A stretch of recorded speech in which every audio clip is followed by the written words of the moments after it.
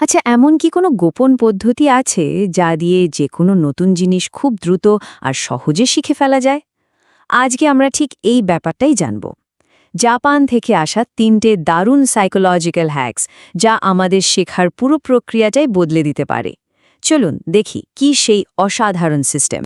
আজকের এই বিশ্লেষণে আমরা প্রথমে দেখব শিখতে গেলে আমাদের কি কি বাধার মুখে পড়তে হয়। এরপর আমরা এক এক করে কাইজেন, অ্যাক্টিভ রিকল আর স্মার্ট রেপিটেশন এই ৩টি কৌশলকে সম্মুখভাবে বুঝব। আর একদম শেষে দেখব কিভাবে এই সবগুলোকে মিলিয়ে একটা দারুণ সিস্টেম তৈরি করা যায়। চলুন একদম গোড়া থেকে শুরু করি। এমন একটা সমস্যা নিয়ে কথা বলি যা আমাদের সবারই খুব পরিচিত। যখনই নতুন কিছু শিখতে যাওয়া হয় মনে হয় যেন একটা অদৃশ্য দেয়ালে গিয়ে ধাক্কা লাগছে, তাই না? কিন্তু কেন এমনটা হয়?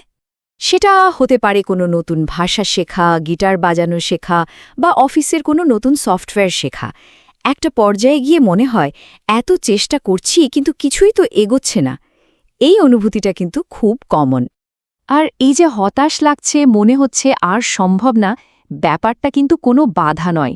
সত্যি বলতে এটাই হলো শুরু করার আসল জায়গা। এই অনুভূতিটা আসলে শেখার প্রক্রিয়ারই একটা অংশ, আর এখান থেকেই আমাদের প্রথম জাপানি কৌশলটার যাত্রা শুরু।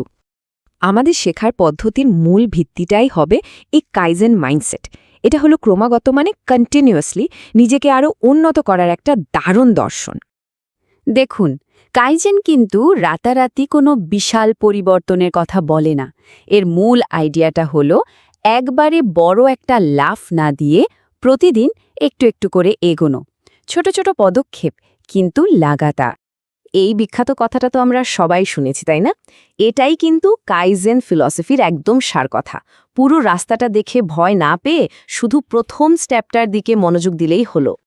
তো শেখার সময় এটা কিভাবে কাজে লাগানো যায়? খুব সহজ। ধরুন একটা মোটা বই শেষ করতে হবে। পুরো বইটার কথা না ভেবে শুধু ভাবুন যে আজকে কেবল একটা পাতা পড়বেন, কিংবা দিনে ঘন্টার পর ঘন্টা নয়, লক্ষ্যটা হোক শুধু ১৫ মিনিট মনোযোগ দিয়ে পড়া। এই ছোট ছোট সাফল্যগুলোই কিন্তু সামনে এগিয়ে যাওয়ার আসল শক্তি যোগাবে। বেশ, প্রথম ধাপ তো গেল। এখন আমরা দ্বিতীয় কৌশলে আসছি, যা আমাদের শেখার ইঞ্জিনের মতো কাজ করবে। এর নাম হলো অ্যাক্টিভ রিকল, বা সহজ বাংলায় বললে সক্রিয়ভাবে মনে করার চেষ্টা। এর মানে কি? এর মানে হলো বই বা নোটস শুধু বারবার পড়ে যাওয়াটা আসল পড়া না।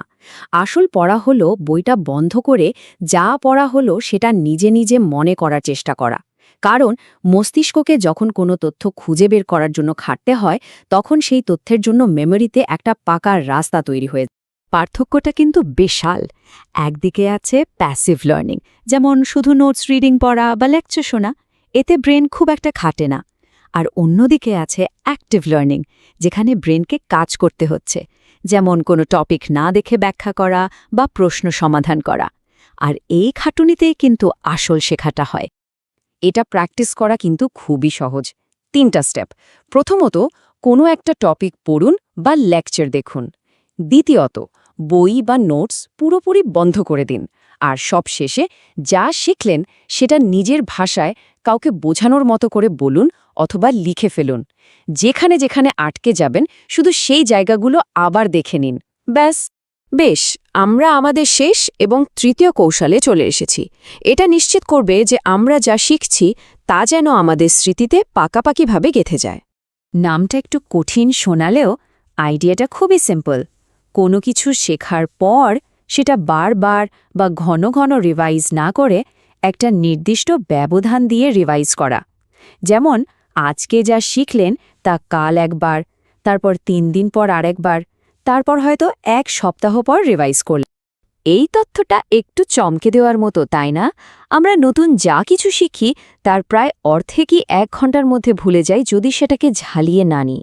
এই যে ভুলে যাওয়ার প্রবণতা, একেই বলে ফরগেটিং কার্ভ। আর এই কার্ভকে মোকাবেলা করার সবচেয়ে কার্যকর উপায় হল স্পেসড রেপিটেশন।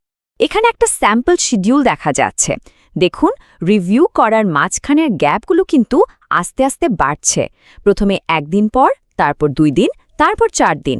এভাবে এতে আমাদের ব্রেইন একটা সিগন্যাল পায় যে এই তথ্যটা জরুরি এবং এটাকে শর্ট টার্ম মেমোরি থেকে লং টার্ম মেমোরিতে পাঠিয়ে দিতে হবে। এতক্ষণ আমরা 3টা আলাদা কিন্তু খুবই শক্তিশালী কৌশল নিয়ে কথা বললাম, কাইজেন, অ্যাক্টিভ রিকল আর স্পেসড রিপিটেশন। চলুন এবার দেখি এই 3টাকে একসাথে মিলিয়ে কিভাবে একটা কমপ্লিট লার্নিং সিস্টেম বানানো যায়। তাহলে পুরো সিস্টেমটা দাঁড়াচ্ছে এই রকম।